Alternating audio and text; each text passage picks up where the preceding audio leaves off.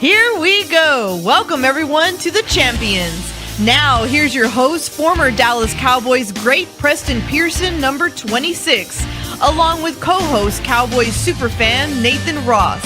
Here we go.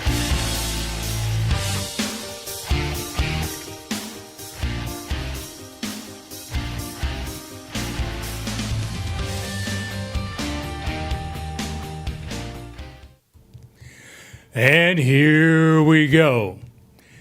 So, what do you think, folks? 47-9? What the heck? Especially after that great game against the Steelers. Welcome to the Champions. I'm Preston Pearson, along with my co-host, Nathan Ross, out in California. And I know, Nathan, that you are catching a whole heck of a lot of flack. Not to say that I'm not to say that all Cowboy fans around the world are catching flack. So what are your brief thoughts on that debacle from last week? You know, Preston, it's great to be here. Thank you for having me. Just so excited to be here. But I'm embarrassed. I mean, to be honest with you, I'm embarrassed the way that our team played for Jerry Jones on his birthday. It was his birthday, and he's catching a lot of flack for being emotional. And to be honest with you, I'm going to be here, and I'm going to defend Jerry Jones for a minute, okay? It's his birthday. His players and his staff, or his coaching staff, literally just did not show up. The effort level wasn't there. And I think Jerry Jones got embarrassed, and rightfully so. Our team went out and played a game against the Pittsburgh Steelers. We showed fire. We showed a little grit. This game, we got manhandled on both sides of the ball, and the effort level just didn't seem to be there. And I think that our owner got a little bit embarrassed. And then, you know, I know it's a big deal going on to the 105.3 The Fan and everything that happened with that situation. Yeah, sure. And with that, I'm even going to defend them a little bit. That's their flagship station. They are in a partnership one with another, okay? And that's called a partnership. And what, you know, everybody saw what happened to Jerry that day. On that day, we all know he was embarrassed. We all know the situation, and he's a sitting target. He was on the show for 20 minutes, and I just think that, you know, when you're with like you and me, I'm a partner with you. I'm here to back you up. I'm here to not ask you hard questions and do anything. You brought me in, and I have your back. And I think that that's what Jerry thought going into that show, that he wasn't going to be, you know, asked those types of questions of somebody that he's in a partnership with. But Nathan, wait, no, go ahead. You tell me. Broadcasters are not in partnership with you.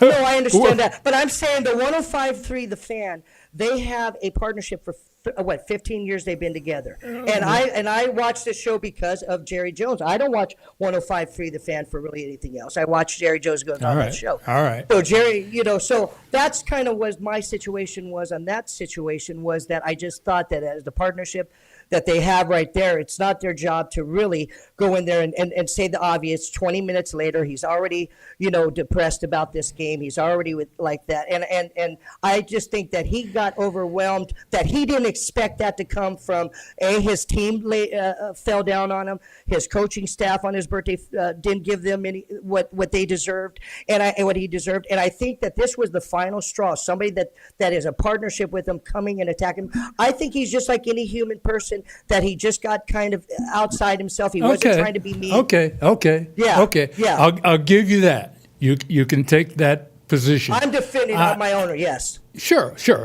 Everybody's got an opinion, just like everybody's got you know what. Sure. I'm not so sure. But okay, this is a special show because we've got a man that I respect the hell out of. I've seen him coach. I've seen him coach on the collegiate level. I've seen him coach right here in Dallas.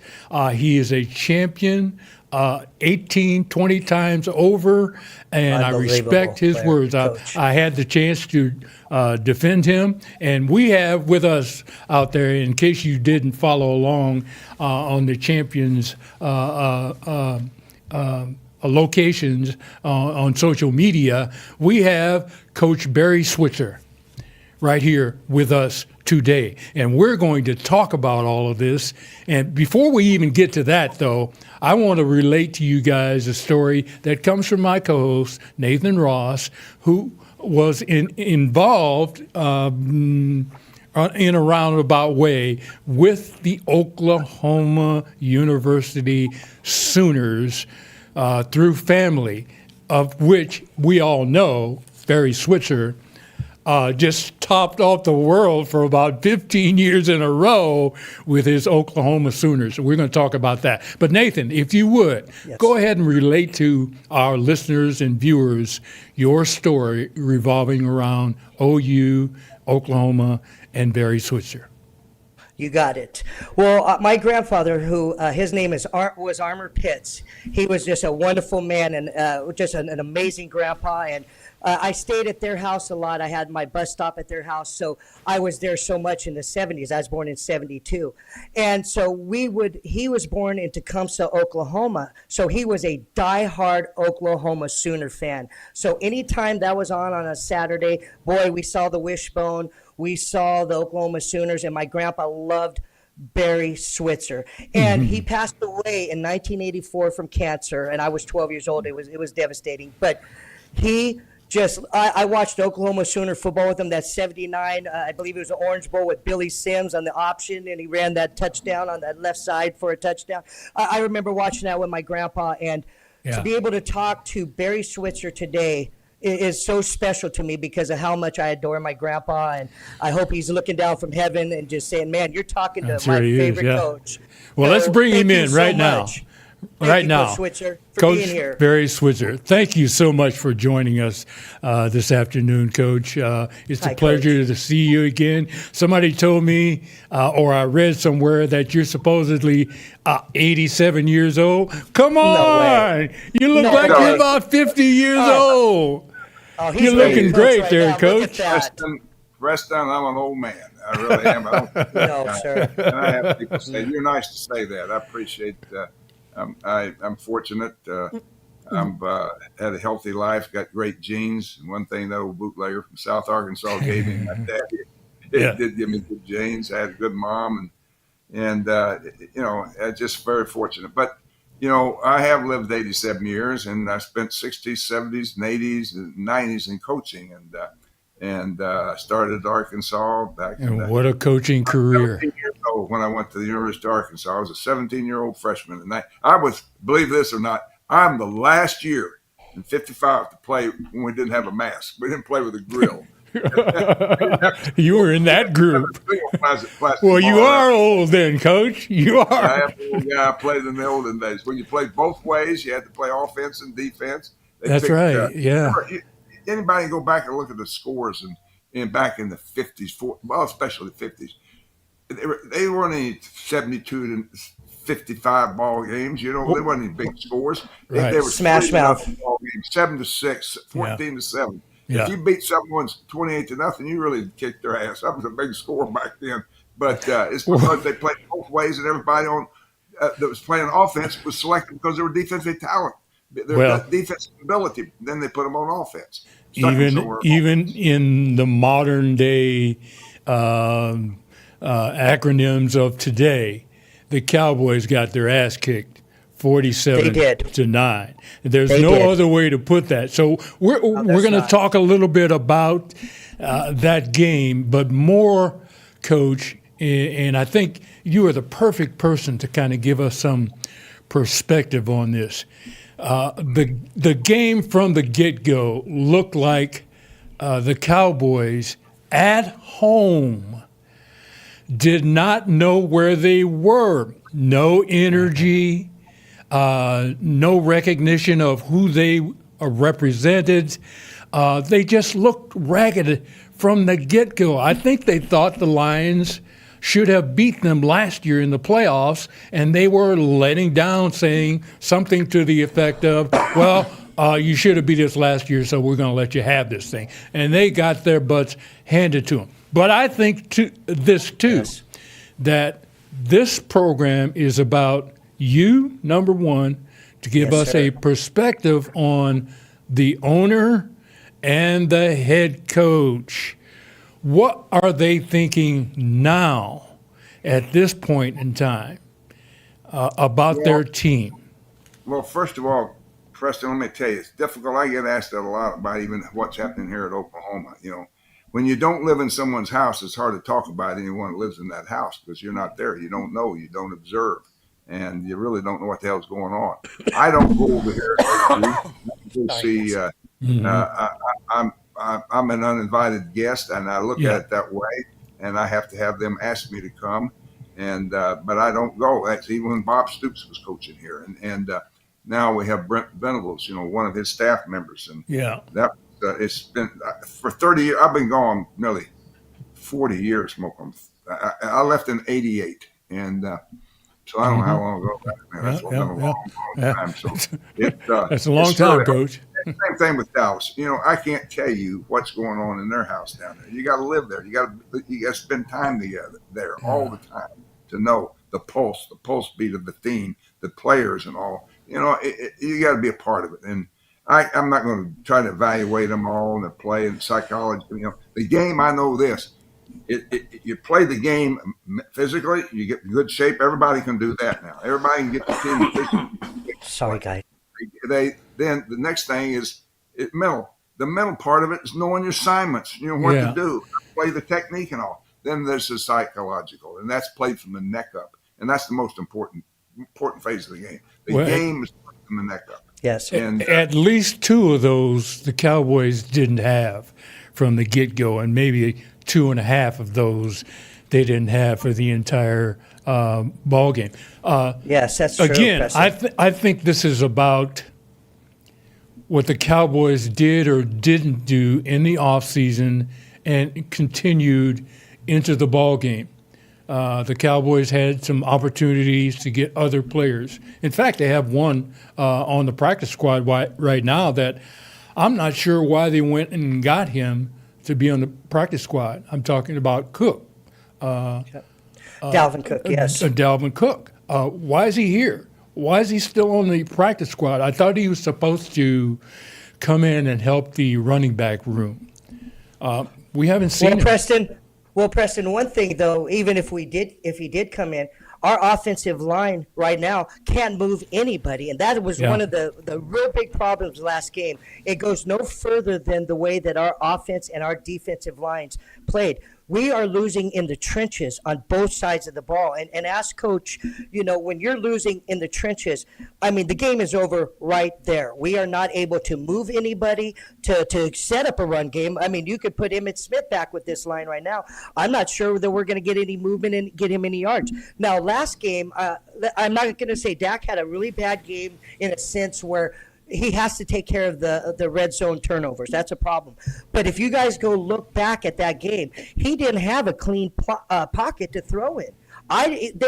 Their defensive line, for some reason, with the Lions, who has the 27th ranked passing defense, we made them look like they were the fearsome foursome, the steel curtain. They stopped our run. They put nothing but pressure on Dak, and that's, I think, exactly where we lost the game, is right there up in those trenches. Okay, so that's leadership, head coach, and ownership. Offseason didn't do some of the things they probably should have done. Trey, throw up those two shots of the people we're talking about here right now. And then what I want to do is kind of zero in on this approach. Is Mike McCarthy going to be here after this bye week? Okay, we're going to take a look at his record so far with the Cowboys, and it's pretty good, right? That's Mike McCarthy right there. He's 30-24, I believe, right? With the Cowboys? I believe so. No, is that coach? No, that might be. Well, he's had back-to-back 12-5 seasons. So to me, that speaks volumes. 32-25. He should be better than what he is. That's the point. And the other gentleman, we kind of talked about this already with regard to the owner of the Cowboys. And, Coach, if you would talk about this for a little bit, Jerry Jones was a player under you at Arkansas that you mentioned before. So was former head coach here before you took over, Jimmy Johnson. Small world. What were those Wow. guys like as players under your tutelage? Preston, I tell you, Jerry and Jimmy both played for me at Arkansas. So I was an assistant coach. I started coaching with Fred Akers in 1960 at Arkansas, former head coach of the Texas Longhorns. And I was made an assistant coach 61. I coached there 61 through 66, 65, and then came to Oklahoma in 66. I coached Jimmy and Jerry both there. Jimmy was from Port Arthur, Texas. He had coached with he had played for a Arkansas player who was down there first year coach named Bill Michaels, who contacted us and told us he thought he had a player down there, had some quickness we ought to look at, and we'd lost a player, and so we ended up signing the kid and Jimmy, and then and of course we had Jerry there as a player from Rose City, Arkansas, played at North Little Rock High School. And weren't they both defensive tackles? No, Jerry was an offensive guard. I'll tell you what, Jerry started fullback in 1963 and 64. He was starting guard because at fullback he was not blocking fullback. Jerry could run. That's when he was at fullback. They didn't give him the ball very much, but he was a blocker, and they put him at guard, and he was a starting guard on the 1964 national championship team at Arkansas. We didn't have big people back then. We were playing. We were playing offensive teams and defensive teams. Remember, we talked a while ago. When I played, we had to play both ways. That wasn't the case when Jerry and Jimmy played. We'd gone to platoon football, and we had an offensive team and a defensive team. Jerry was a good player for that period of time. We weren't big people back then. We didn't have strength and conditioning programs. We are Neanderthal coaches. Coaches back then believed if you lift weights, you'd lose your quickness and speed and all that bullshit. It's terrible. But we didn't have big kids back then. We could all probably have 15, 20 pounds bigger. But that wasn't the case. And we had speed. I tell you what, we had a player on our team that could play today in the NFL. Play today was Lance Allworth. Lance Allworth was 30 years ahead of his time. And he played with us. Well, he was a Razorback? I sure do. Bambi. He's from Brookhaven, Mississippi, and he started 3 years at Arkansas, sophomore, junior, senior year. Well, you coach, you had. You run Preston. I was just going to say that Coach had a number of players throughout his career at Oklahoma. We're going to jump from Arkansas to Oklahoma as an offensive coordinator and more so as the head coach.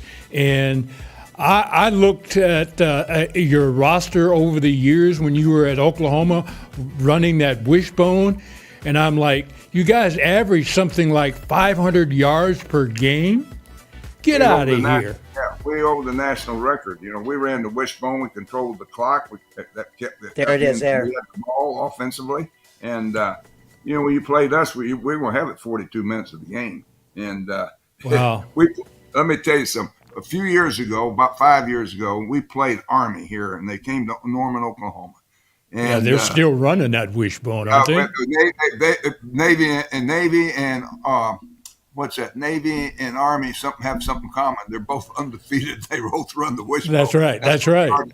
They are today. So if they didn't, they'd get the hell beat out of them. So they got to have something that makes the defenses really got to think. You got a deep third. You got who's got the pitch, who's got the quarterback, who's got the dive back. See, it is a defense. It's an offense today. People ask me, could you run the wishbone today? And I laugh. I said, about 6 of those defensive players you see out there right now will be sitting their ass over on the bench. They won't even be out there. They'll have to bring another secondary because people aren't going to be playing in space against us. They'll have to play the run. They're going to have to come up there and play disciplined football. Who's got all the responsibilities against the option? And we got all the blocking schemes on the perimeter to take up however they line up. Remember that one thing, they got only 11 people on defense. They got one side of the ball, they're going to have 5. The other side, they got 6. We're a balanced offense when you run the wishbone. So we ran up and down the field. We'd have track meets every Saturday. Yeah. And it was great for us, and we were smart to do that. And Alabama, Coach Bryant was smart enough to do it too. We followed Texas. We were the number 2 team to do it. Then Alabama follows us, turns his program around. But people want to see the ball in the air today. They want to see the ball make plays and receivers and all. You know what? Winning takes all that. If you win, it don't make it down. I love the run game, Coach. I wish it was more like in the old days. I'm a running type of I think more people should do like when you were with the Cowboys in 95 and 94, run the football underneath the center, slow down the game a little bit with that run. And that's what that wishbone did. I remember watching it as a kid. That's just like veer option, hand off to the fullback, control the clock. I want to finish Nathan, I want to finish my story. I started on Army and been to go for coming here 5 years. We happen to have a guy named Kyler Murray playing for us. You know, Kyler Murray's got that great quickness. Yes. And he was playing quarterback, obviously.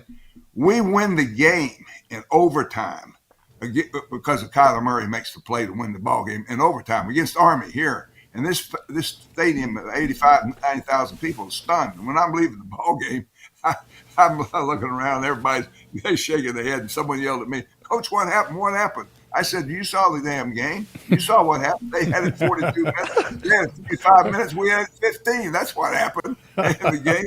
They never had the ball."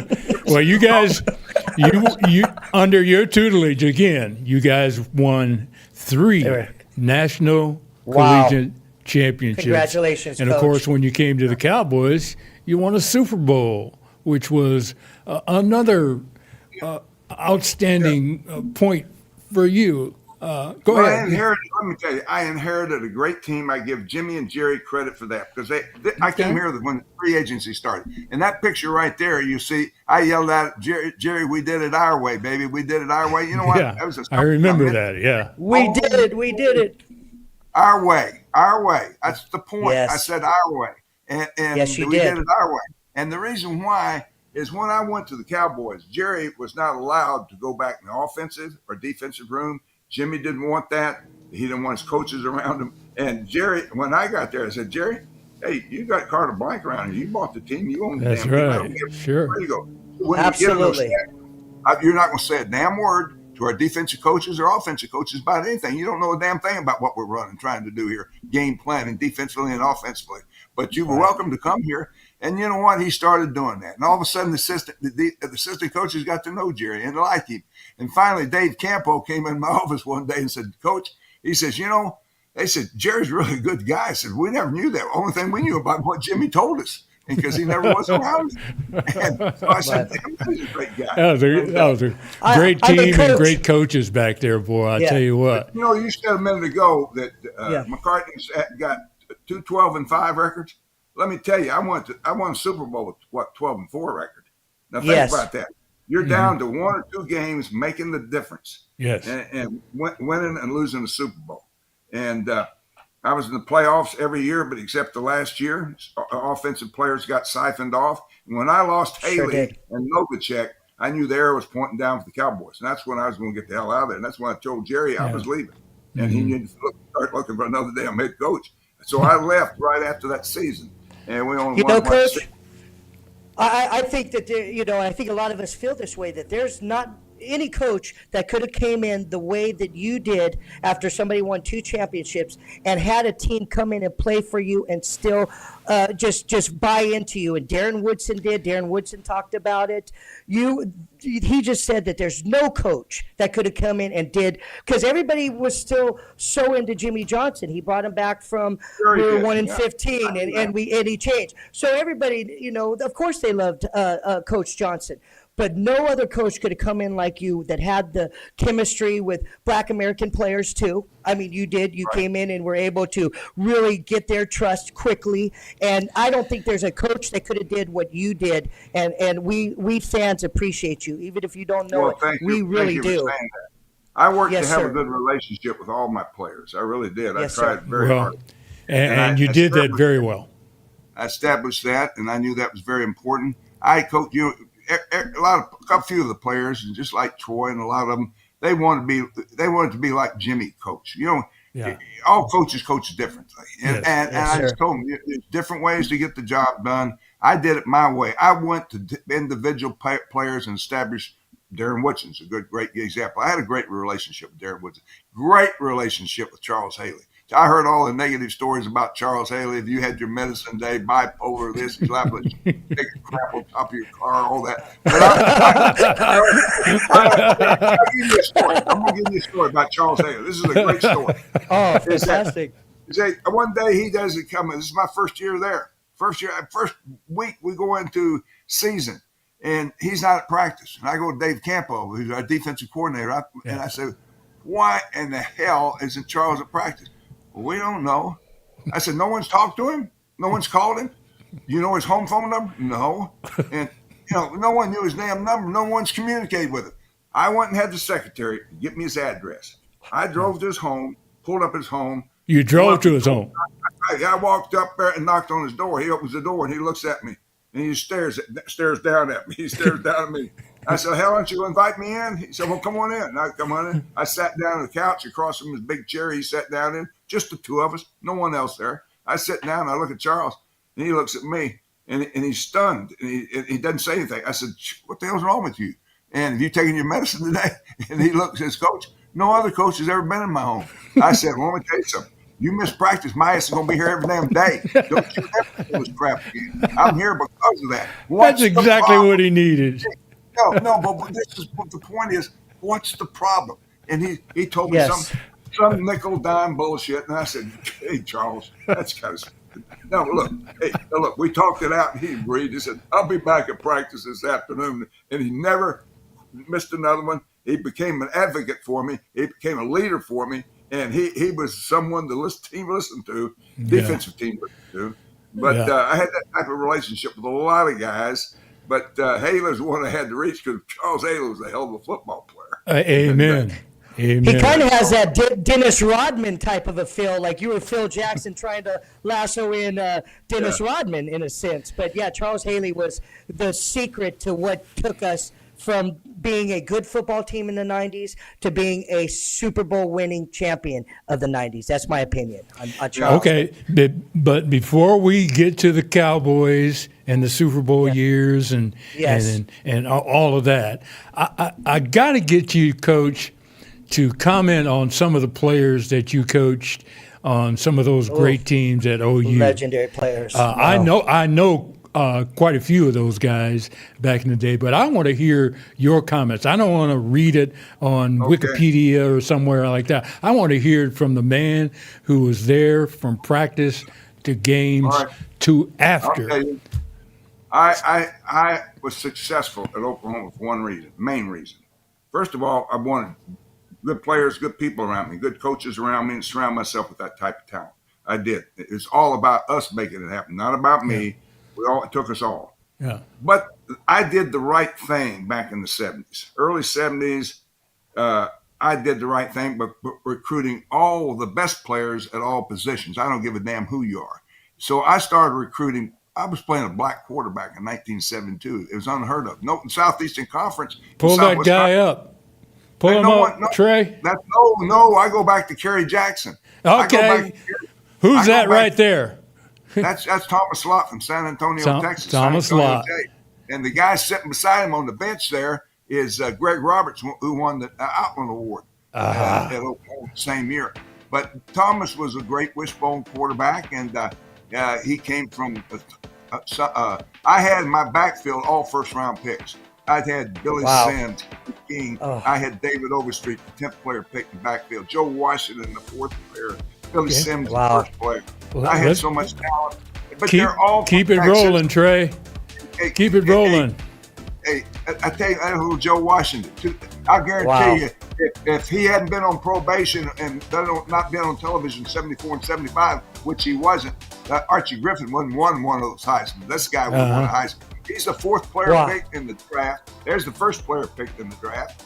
And that was my grandpa's favorite running back, Billy Sims. Yeah, Billy Sims was a great one. I'm telling you, he was a great football player, and he's still living. How about these guys?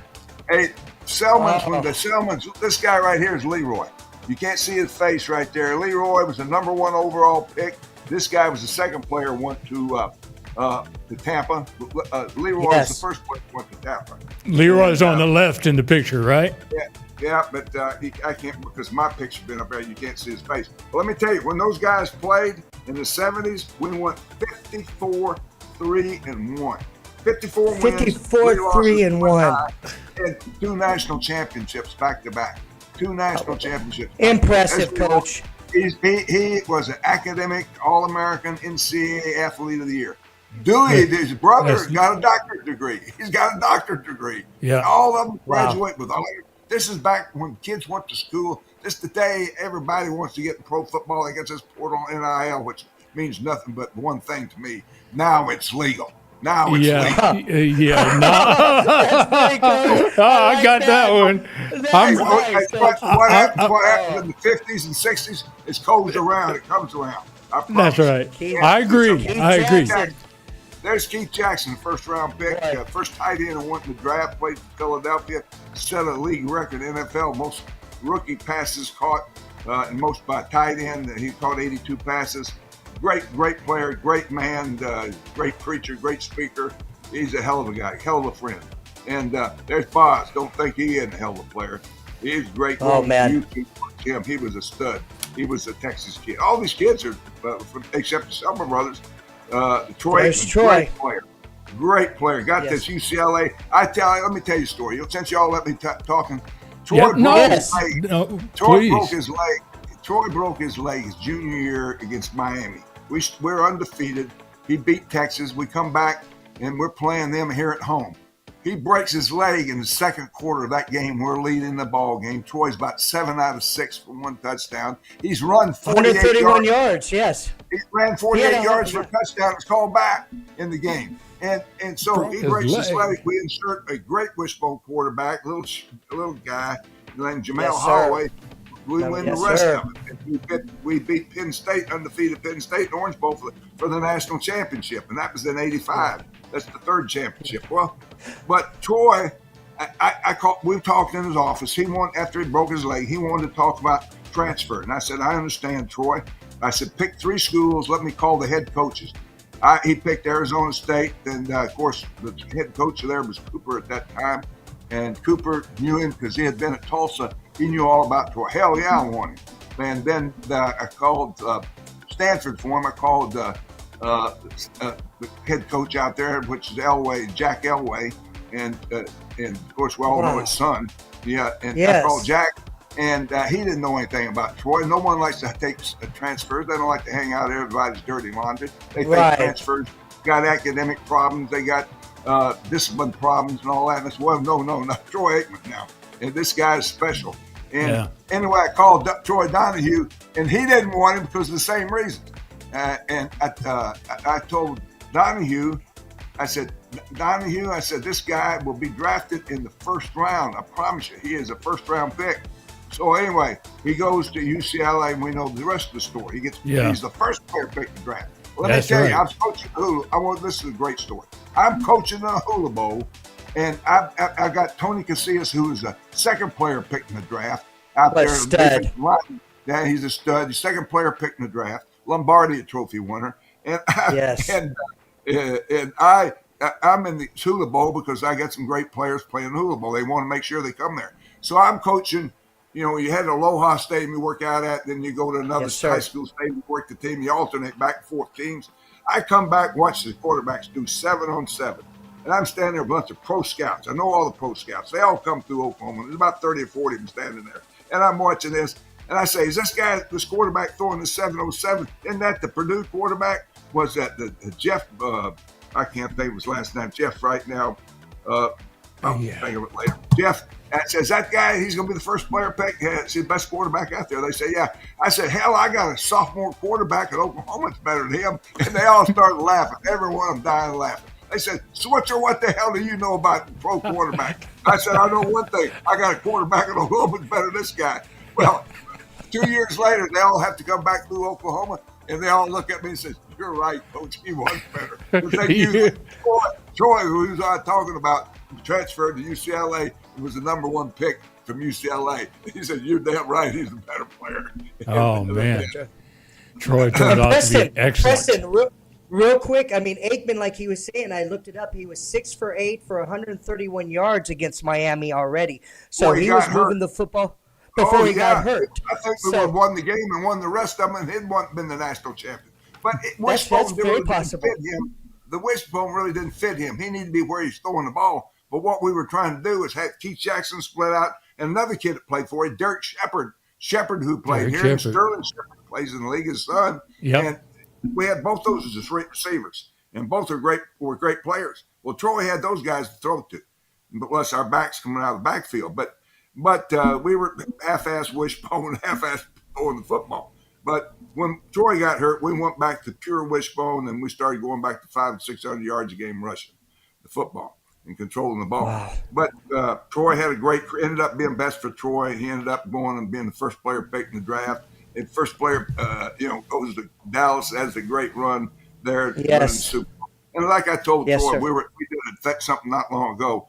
Troy did not go in the Pro Hall of Fame because of his stats. Y'all know that. He Right. didn't have the stats like everybody else. That's His right. completion percentage stat was great, but yardage production, the number of passes he's thrown. Hey, Right, Coach. He won championships. He won championships, and he didn't make mistakes. He protected the football, got the ball where it should be, and he'd go into the games and complete 17 out of 19 for 190 yards. Emmitt Smith would rush for 190 yards, we'd win the ball game, and control the ball. And we were kind of like the Wishbone out of the I formation.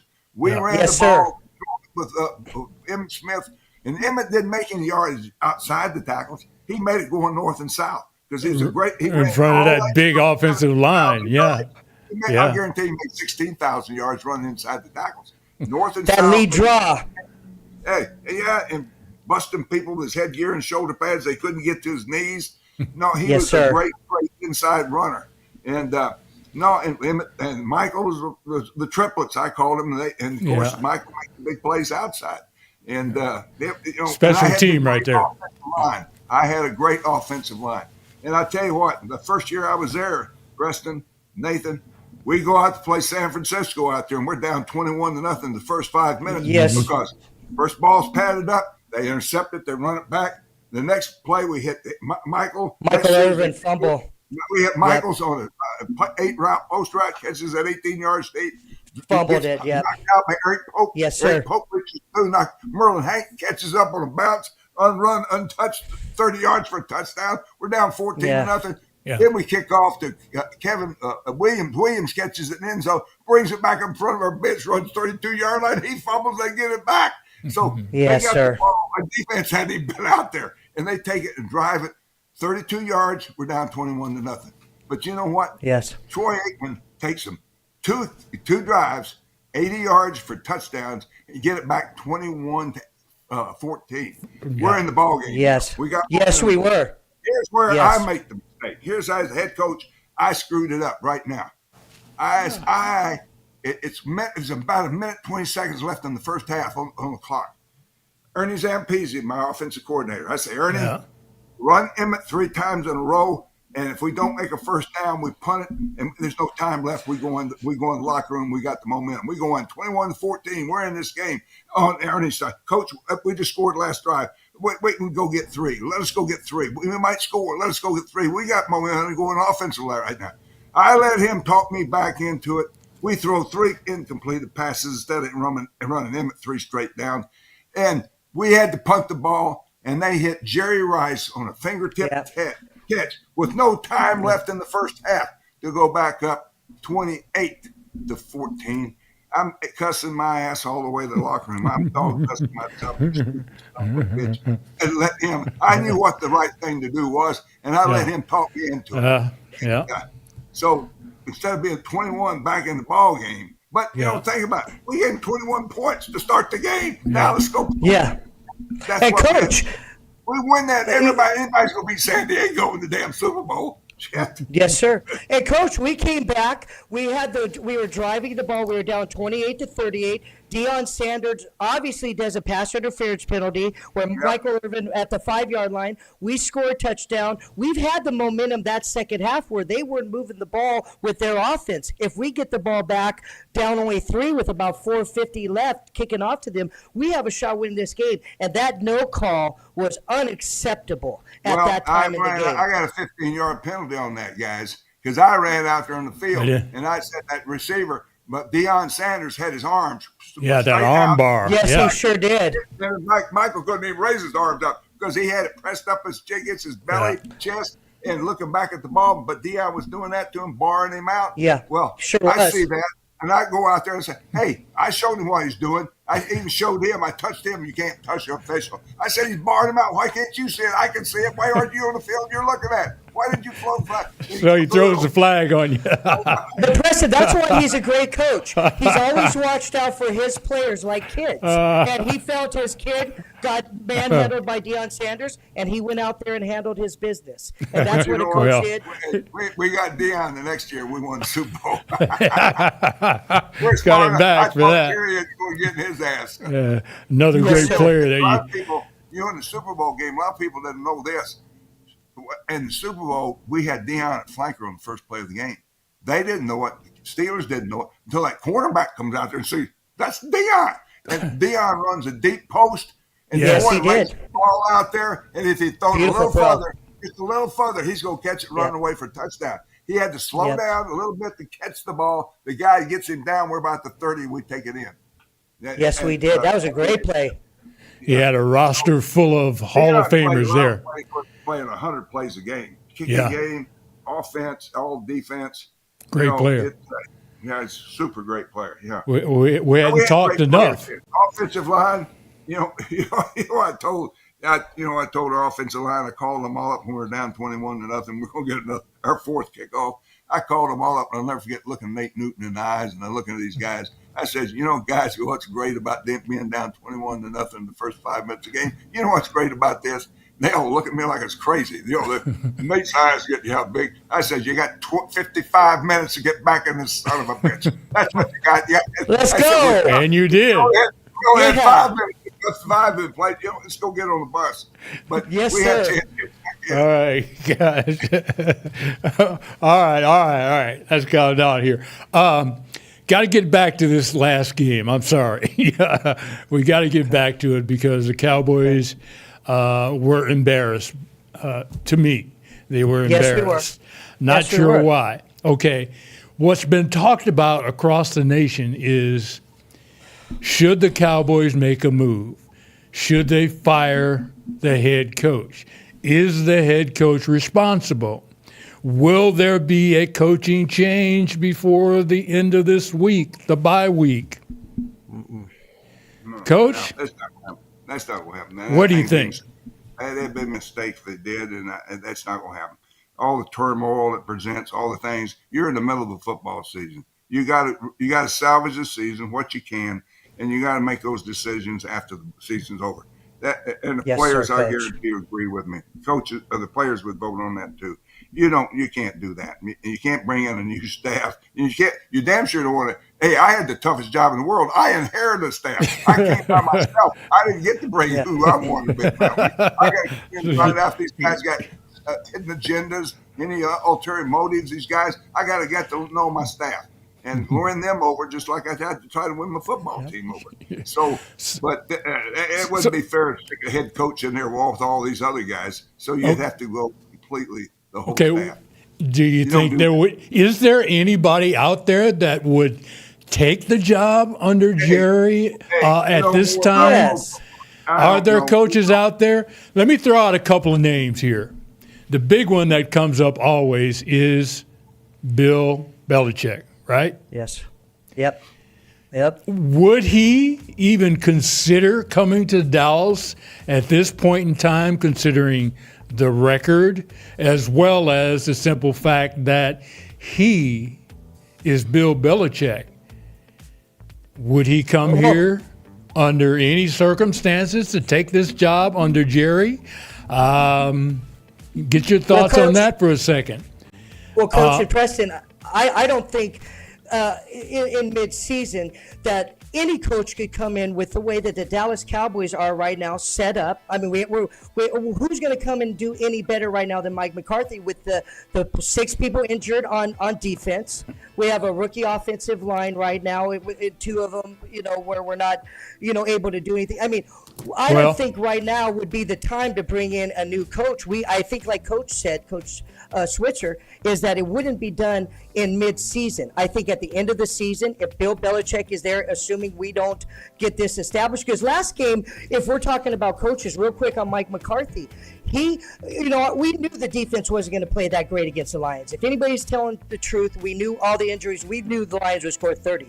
What we thought was our head coach being an offensive-minded coach, our team may go score 35. He's the head coach. He's got our offense, pretty much everybody there except Cooks and Guyton. So I think that there is concern with the way that Mike McCarthy's coaching, yes, because of the way our offense, how bad they played that game for him. But doing it in the middle of the season, I don't see that happening. I don't think it's fair to a coach. I think, like Coach said, it would be done after the end of the season. And it's very possible because this offense is not playing real well for our head coach.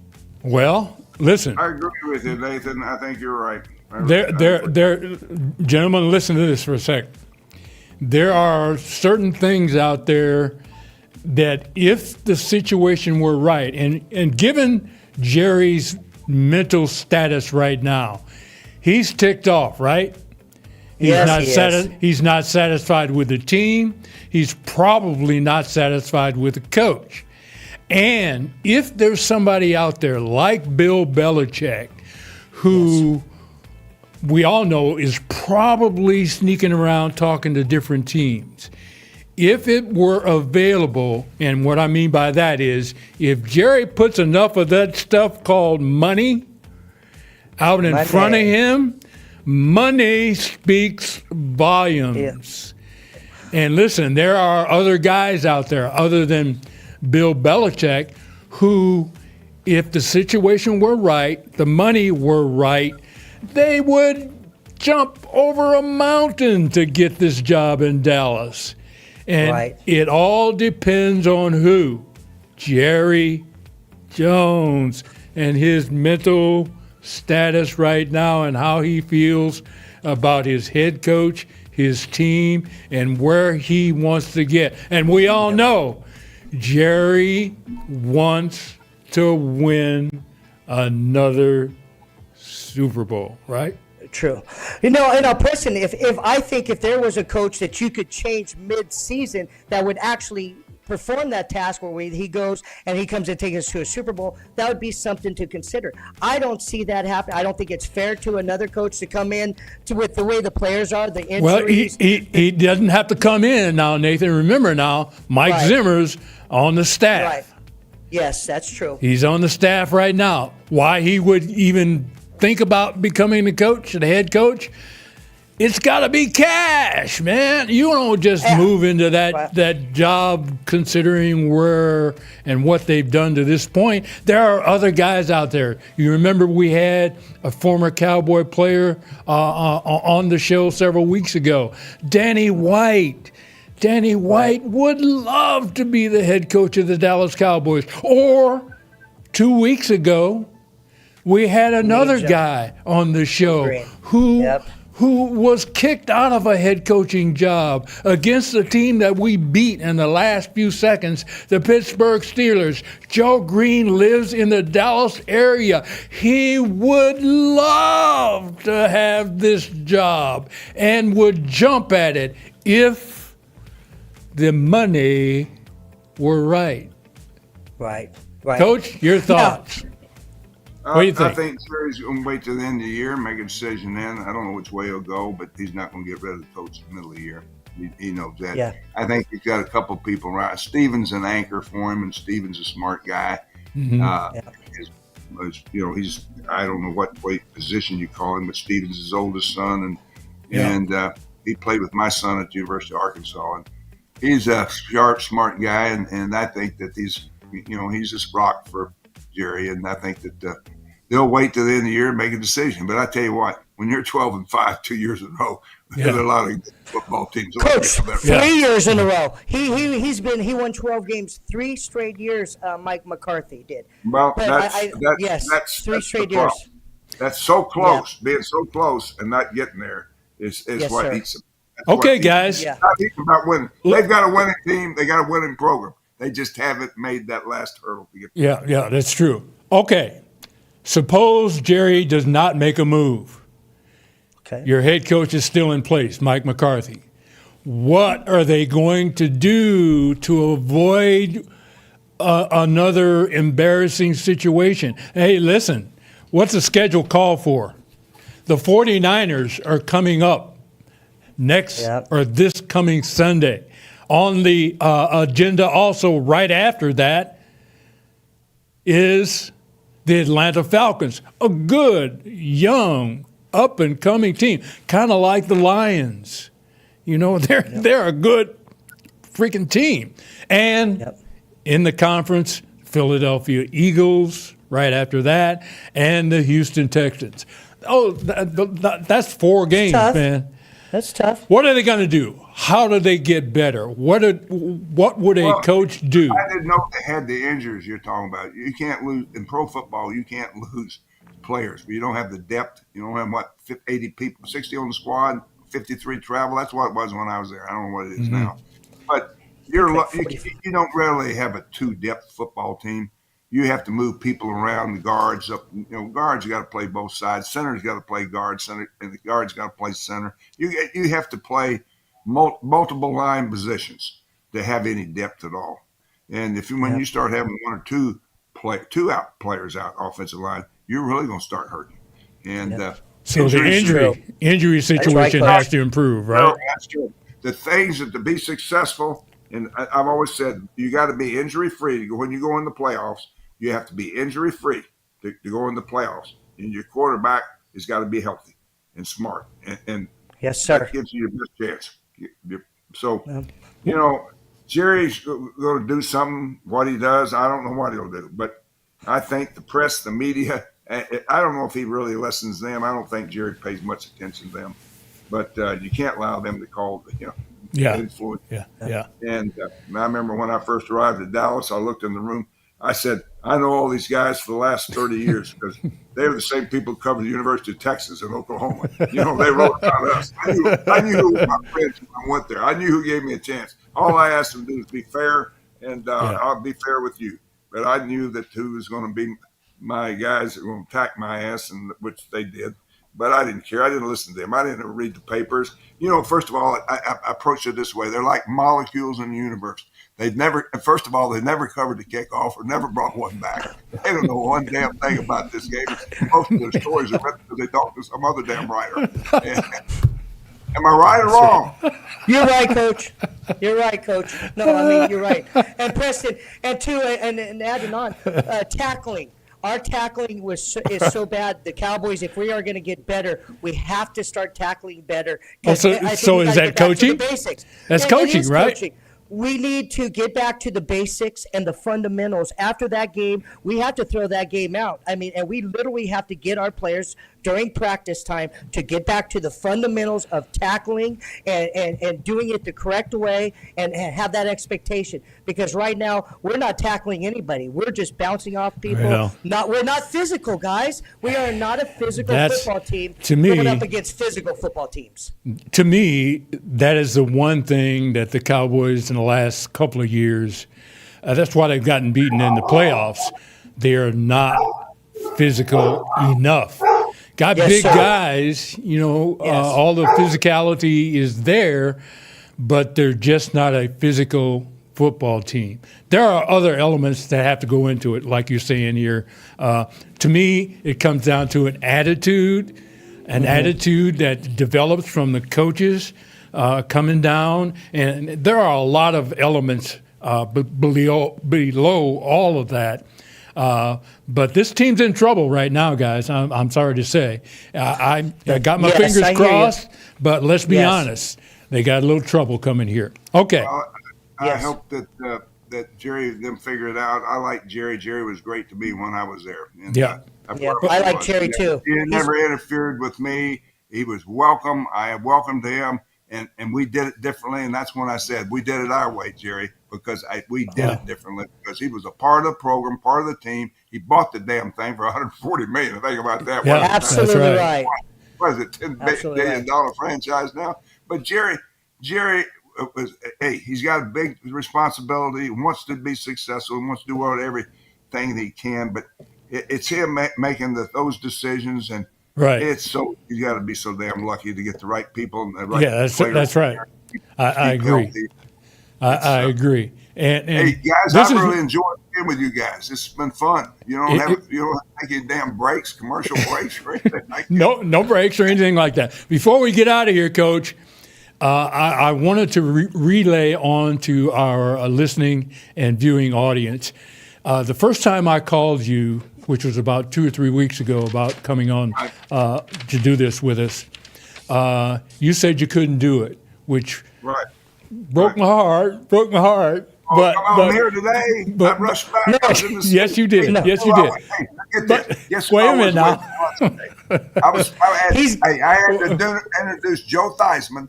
Joe Theismann was in Oklahoma City, but I called little Joe Washington, who played with him when they won that 1982, when they won Super Bowl 17, I think. And little Joe, I surprised Joe Theismann, me coming up there, and I said, hey, I got a substitute for me today. I got a guy that's going to be special for you, Joe Theismann. His name is Joe, too. His name is Joe Washington, one of my great backs, two-time All-American for me. And they played for them in the Super Bowl. But the reason that you gave me for not being able to be available really warmed my heart, because you told me you were going to be picking up your daughter at the airport. And the thing that got me on this was, as I read about it afterwards, was that you hadn't even met your daughter for the first time 5 years ago. So you gotta remember, hey, I was single for 20 years. All the time I was at the Cowboys, I was single. Hey, guys, I understand. 41 to 61. That had nothing to do with this. The point that I was trying to get at, I was trying to get at this now. Wait a minute now. Let me get this in. Because I think it's very you. Nice. It's Barry Switzer and the kind of man he is and the kind of heart he has. When he found out that this is she was what, 31 years ago, 31 years old. No, she was 30. Say it again. She found me when she was 31. She found you when she was 31. That's right. And then she's 36 today. And when she found you, you accepted her without reservation, without any concerns, and you are the kind of guy that all families need to have around the world. You accepted her immediately, and you guys bonded immediately, and that was the reason you said to me, I can't do it today. I'm going to pick up my daughter. That's wonderful. That comes before everything. And you are making up for some very lost time. Her name, I'm just going to say it's Ashley. I didn't want to say the last name, but there's a picture of you and her. Hi, Ashley. Ashley, hello. You got yourself a great father there. A legendary dad. He's a great guy. I think I befriended Barry when he was living here in Dallas, and we had an opportunity to socialize a little bit with some mutual friends. You remember Mosey, right? Right. I hear and see Mosey. Mosey's Jean-Marie. But it was a wonderful time. Thank you so much, Coach, for coming on air with us and sharing a little bit of your past and your championships and your career. We appreciate it highly. Thank you so much. Good to see you, Nathan. Nice meeting you, sir. Coach, it's a real pleasure. Thank you, sir, that you came in. Thank you, sir. Thank you, sir. All right. I want to thank my co-host, Nathan. Nathan, this was a good one. Had a chance to talk to one of the greats of all time on the collegiate level as well as on the pro level. Sir. one of 3 coaches ever to have won on the collegiate level and on the pro level. I'm talking about championships, not just one. Yes. And one of them was Jimmy Johnson. You remember who the other one was? Pete Carroll. Paris? Yes. Pete Yep. Carroll. So Trojans, yes, sir. we had somebody special with us today. All right. Yes, we did. Thank you, Nathan, for being here again, as always. Thank you to Preston. RNPR. Trey! Thank you, you, Trey. brother. Our producer over there always does a great job for us. You can follow us on social media at Facebook, Instagram, LinkedIn, YouTube, X, which is Twitter. Audio-wise, you can catch us on TikTok, Amazon, Spotify, Google, and Apple Podcasts. For Nathan, for Barry, and for all you guys out there that are watching us today, Nathan, here we go. Here we go. Yeah, here we go.